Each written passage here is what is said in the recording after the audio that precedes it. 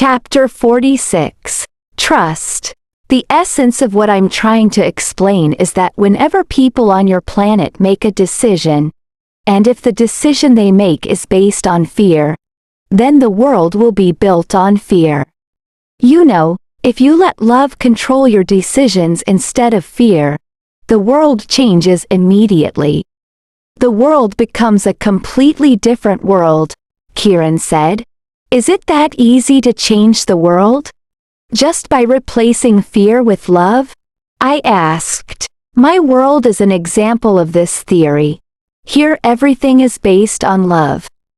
It is the world that begins with love. And what about the example of digging for gold that you mentioned earlier? What would people do here if they find gold? I asked. In this case, we use the gold only for absolutely necessary things, and not as a guarantee for wealth as you do in your world. Here, the main purpose of mining gold is to leverage the intensity of the mine's concentration. Gold is mainly used as a component to make flying saucers, or pilot suits, and as a building material for the residences or workplaces of those who work with mental power. The workers in the gold mining do their work with love, too. When they mine the gold, they leave it there next to the gold mine without any need to store it in a safe place. When the time comes, they gather the gold and transfer it to a storage. If you visit this gold storage, you would see that they treat gold in the same manner as they would treat animal manure. They're not afraid of losing their gold, and whoever wants to take some doesn't need to steal it because the gold was mined up with an intention to be given away in the first place, Kiran said. Give away for free? I asked. You know, when you say, for free, it already shows that you don't have the right attitude toward resources. Think again, who do you think owns the resources? We're all aware that we didn't create them, so they belong to the world, not to us. We perform our duty by extracting them. We are also aware of everything, from small matters like our food, our tools, or our inventions, to bigger ones like the land, the stars, and the universe. Being aware of all this is the foundation of our way of life since we were born, Kiran emphasized. On the way to the city, wherever you see any fruit or vegetable gardens, you can freely enter and take whatever food produce without asking for permission even if these properties are privately owned, he said, citing an example. Wouldn't this be seen as being rude? It sounds a bit strange, I threw in. If you ask them for permission, they would be puzzled, Kiran said. All the people here are aware of their duties. When someone consumes their fruits and vegetables, they would feel happy since it means that they have fulfilled their duties. It gives them pride in knowing that the results of their work have benefited others. They would be grateful and glad that you are enjoying what they have grown. Is that really true? I asked. You will soon see for yourself, he replied. However, I'd like to recapitulate on this concept of fear again because it is very important for us living on this planet. If you don't accept this concept, you will be hostile to everything, he explained. How can we not have any fear? I asked. Knowledge is key, Kiran replied. There are two ways. The first is to gain knowledge because when we are in the know, the fear will go away. All the people on this planet have the skills to access knowledge, so this is not a problem for us.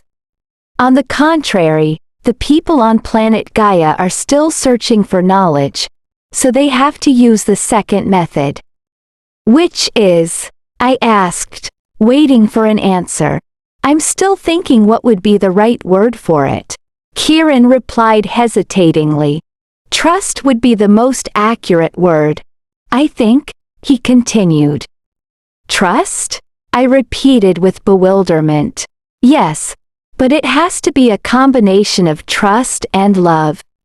If trust is combined with fear, you will get a completely different result. People on your planet have always mixed trust with fear. Kieran tried to explain, but I was getting more confused. What? Could you please give me a more concrete explanation? To be honest, I don't understand a thing, I sincerely admitted.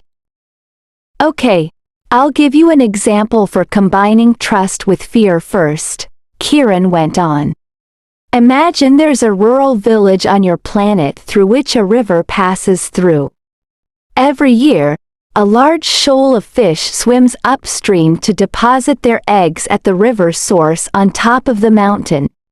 In this village, there is a spiritual leader whom everyone trusts. He announces to all the villagers that it is forbidden to catch fishes that are swimming upstream, and that whoever catches and eats the fish will be cursed with misfortunes. The villagers obey him and no one dares to catch even one fish. This method of raising fear by threatening bad luck to protect the fish eggs was effective and no one dared to disobey. It seems to be a good idea, isn't it? Kieran paused for a few seconds before continuing. But if we think carefully, they stopped fishing because of fear, not because of love. They feared the misfortunes because they trusted their leader. We can see that, even though the factual result is positive, as it has prevented people from doing bad deeds, the energetic result is completely different. People here don't do bad things because they have both knowledge and love. On the contrary, people on your planet avoid doing bad things because of their ignorance, or trust, in what their leaders tell them, combined with fear. Here we all know that killing animals, especially the ones that are breeding their young, has a huge impact on the ecosystem. It will cause an imbalance in the environment which, essentially, is a part of us. We also know that the love we have for all the species on the planet allows us to live peacefully and harmoniously together, and that this emits the highest level of positive energy. This energy, generated through love, will continue to support the stability of our Earth's core. The people in your world, on the contrary, don't understand this intricate relationship of the ecosystem. They don't understand why their own actions are disastrous for themselves, eventually. And most importantly, they don't understand the theory of positive energy that the Earth needs. For example, when they know that killing animals is a sin, they believe a good deed was done by not doing so. This good deed was done not out of one's pure love for these animals but out of one's fear of being sinful. No positive energy is generated from this kind of love. Instead, people are emitting negative energy as a result of fear. All leaders, therefore, have to be mindful of not abusing the trust that people place in them by creating fear. Whatever fear it is, the fear of misfortune, of punishment, of demons, or of sin, none of them can generate positive energy for the world. Furthermore, people on your planet also use fear as a method of influencing behaviors and inducing love or virtues.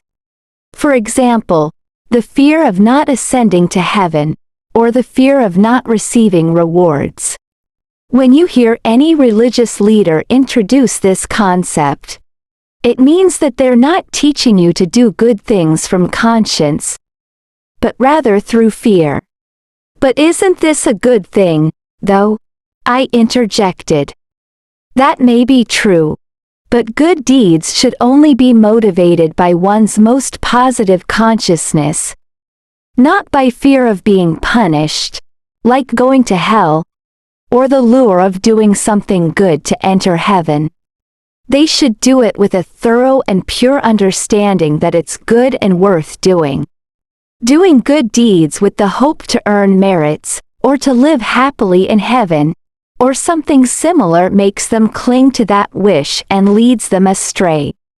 This will bring bad karma instead of liberating their soul, and they remain stuck in the imaginary world, Kiran answered. If so, does this so-claimed heaven exist? I asked. Yes and no, it exists but only in one's imagination. But to say that it exists isn't really true either. As this heaven is not a physical place, he explained. In conclusion, if the emitted energy isn't in the form of a positive frequency, or if it's a fake one, the soul will be stuck in the false image that it has itself created, and believe that it is heaven. If you take a deeper look, you will find that heaven means something different for each individual, race, or religion. The image of heaven described by each person is based on one's culture or belief. If heaven is real, it should be the same for everyone and witnessed universally. Moreover, it must lead to living a life that never ends, or eternal life, to use another expression. In the imaginary heaven, after having used up all of one's merits, the soul has to be reincarnated into the Gaia world over and over again, Kiran stated. But people here are reincarnated as well, don't they? I asked. It's not reincarnation. Instead, it's a birth and continuous existence for as long as a soul desires. It's their own choice when their life ends. If they choose not to die, they will continue to live forever. In this world, death is a choice one makes to transform oneself into oneness with the Source, or to return to the land of his spiritual ancestors, the land of Sunyata, which means emptiness. There is no reason for them to be reborn in the Gaia world because they don't need any redemption nor merits. Their rebirth can only be for one reason, and that is for them to voluntarily help their brothers and sisters who are still stranded there, and liberate them from the cycle of reincarnation. However, this is a very exceptional case, and those who are eligible for this task normally have a unique colorful aura around them. Every once in a while, when your world is facing a crisis or when morality and spirituality declines dramatically, one will arise among the population and he would be called a prophet.